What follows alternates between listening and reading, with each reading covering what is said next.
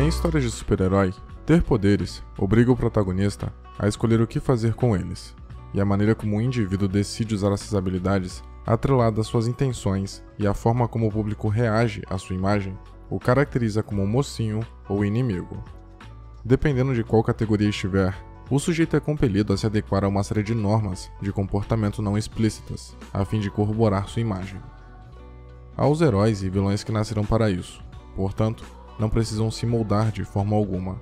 No máximo, evoluem em seus atos de maldade ou bondade. Mas no caso específico de um super-herói, usar seus poderes para salvar ou ajudar alguém indica boas intenções. Mas isso não é o bastante. É preciso ser responsável, pensar em quais consequências implicam suas ações. Logo, a maneira como se usa esses poderes é ainda mais importante. Aliás, às vezes, caráter e como se apresenta ao público contam mais do que ações altruístas. Os heróis são a idealização máxima do que seria o homem perfeito. Tirando versões modernas e releituras realistas que os tornam falhos, estes são exemplos a serem admirados e, por que não, seguidos pela humanidade e sociedade. Mas John Hancock, embora seja um super-herói por definição, devido ao fato de ter superpoderes e ocasionalmente utilizá-los para salvar pessoas, não é visto como um, porque sempre que tenta ajudar, acaba piorando a situação. Dessa forma, apesar da situação de risco, as pessoas expõem constantemente sua insatisfação com o personagem após o suposto ato de heroísmo, devido aos prejuízos que ele proporciona de uma forma ou de outra. Porém, é injusto tratar Hancock inicialmente como um herói, visto que esse nem era seu propósito, e o longa, desde o começo, se preocupa em mostrar mais seu lado humano, o vício em bebidas e a vida solitária. Mas conforme a trama avança, vemos que o protagonista tinha de fato boas intenções. O problema eram os efeitos dessas boas intenções, a maneira como ele as colocava em prática, e por isso acabava sendo condenado pelas consequências de como agia. Logo no início do filme, Hancock aparece dormindo em um banco de praça com várias bebidas ao seu redor, aparentemente sem entender como foi parar ali, mas demonstrando que aquele tipo de circunstância era comum em sua rotina. É grosseiro com um garoto, que retribui à altura, e depois tenta passar a mão em uma mulher. Em seguida, para prender alguns assaltantes, ele destrói completamente o banco em que estava com sua decolagem, e acaba causando mais prejuízo do que os próprios criminosos, destruindo carros, prédios e outros patrimônios públicos. Esse início estabelece o quão irresponsável é Hancock. Ele claramente não liga para o que os outros falam dele, e muito menos para o impacto de suas ações. Importuna aves com seu voo desengonçado, quase bate em um avião e destrói tudo o que encosta. Muito de seu estrago desnecessário é proveniente da sua força descomunal, porém, não dela em si, mas devido à falta de sensibilidade para controlá-la. Da mesma maneira que rasgar um pedaço de papel é fácil para um ser humano comum, mas ainda assim podemos conter a intensidade da força para não danificar o material sem intenção, obviamente, Hancock era capaz de fazer o mesmo para não quebrar concreto ou rasgar aço sempre que encostasse neles. Também vemos que a mídia e a população já conheciam o aspirante a herói.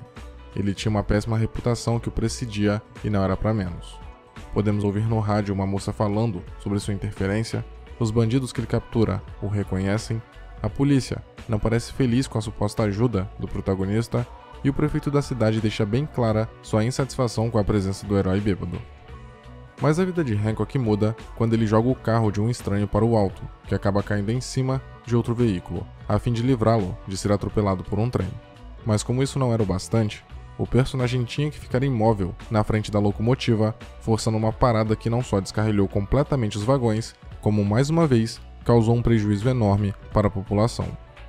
Pelo menos, ele salvou Ray Embry, mas não deixou de entrar em conflito com as pessoas ao redor, devido à sua atitude, no mínimo, desastrosa. Contudo, Ray vê algo especial em Hancock, que os outros não viam: a sua insistência em sempre querer ajudar, de alguma forma. Sendo de relações públicas, Ray queria mudar o mundo, e como Hancock o salvou, o personagem decidiu salvá-lo também, oferecendo os serviços de sua profissão para tentar mudar a imagem do personagem, o jeito como as pessoas o enxergavam e encaravam suas ações. O intuito era que as empresas, governo e a sociedade em geral parassem de associá-lo a desastres e prejuízos, para começarem a vê-lo como um prestativo e prudente símbolo de heroísmo. Para que Hancock fosse visto de outra forma, ele teria que seguir alguns padrões. O personagem teria que abandonar não só seu comportamento desprezível, como seu orgulho. Mostrar que estava trabalhando para se redimir, para que a população aceitasse sua mudança. Depois de relutar um pouco, Hancock acaba concordando. O primeiro passo era se entregar para a polícia, devido aos enormes prejuízos que causou e cumprir sua sentença, mesmo podendo escapar a hora que quisesse, pois isso mostraria que ele finalmente estava disposto a responder pelas suas ações imprudentes. Aos poucos, a taxa de criminalidade aumenta, fazendo todos entenderem que seus serviços, ainda que fossem problemáticos, faziam a diferença naquela cidade. Passa-se um tempo e o que o Ray tinha especulado se torna verdade. A polícia reconhece que precisa da ajuda de Hancock e ele é chamado para salvar reféns de um assalto a banco, que ele realiza de maneira verdadeiramente heróica, transformando totalmente a visão da opinião pública sobre ele. Com essa cena, o roteiro estabelece que todos podem mudar, mas para isso é preciso uma segunda chance, um voto de confiança, algo dado por Ray quando ninguém mais acreditava em Hancock. O herói agora era adorado, e com isso, conquistou sua liberdade. Porém, ainda faltava algo. O protagonista estava satisfeito com seu caminho para a redenção, afinal, viu o resultado com a aceitação e tinha feito amigos, Ray e sua família, mas ele ainda estava sozinho, e a solidão de Hancock é bastante comovente. Não apenas porque inicialmente ele não tinha laços com ninguém, ou porque todo mundo achava ele um completo otário, mas principalmente por não existirem pessoas iguais a ele, que poderiam entendê-lo de verdade ou ajudá-lo de alguma forma. O personagem se sentia abandonado, mas provavelmente, depois de algum tempo, o que era tristeza se transformou em indiferença. Porém, tudo muda quando ele conhece Mary, esposa de Ray, e posteriormente descobre a verdade sobre ela. Acontece que a personagem também era imortal, mas não só isso. Além de possuir os mesmos poderes de Hancock e alguns mais, ela era originalmente esposa dele. Contudo, eles se separaram há muito tempo, e ainda que o herói reabilitado não se lembrasse do motivo, aparentemente ele perseguia Mary inconscientemente há anos. Ainda processando todas essas informações, Hancock se envolve em um assalto a uma loja de conveniência, e quando é atingido, descobre que podia se machucar. Devido à proximidade de Mary e Hancock, que eram espécies de almas gêmeas, eles se tornavam mortais, vulneráveis juntos, para que pudessem viver uma vida normal. Por isso, ela se afastava. Cabe mencionar como é pertinente a dualidade percebida no filme, em relação a Mary e Hancock. A primeira sabia da sua condição de semideusa, mas preferia viver uma vida normal, caseira, com esposo e filho.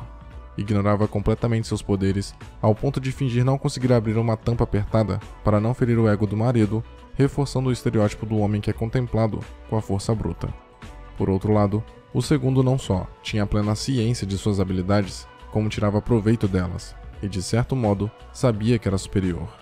Sua indiferença não era apenas o resultado da rejeição por parte dos outros, mas reiterada pela noção de que não poderia ser atingido fisicamente.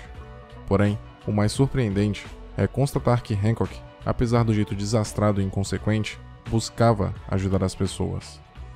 Ele não se lembrava do seu passado e muito menos de sua criação, mas um ímpeto altruísta o acompanhava, ainda que não percebesse. Por outro lado, Mary tinha consciência de sua origem, quem ela era e principalmente controle de suas habilidades. Contudo, escolheu viver uma vida pacata, sem se expor ou abusar dos poderes.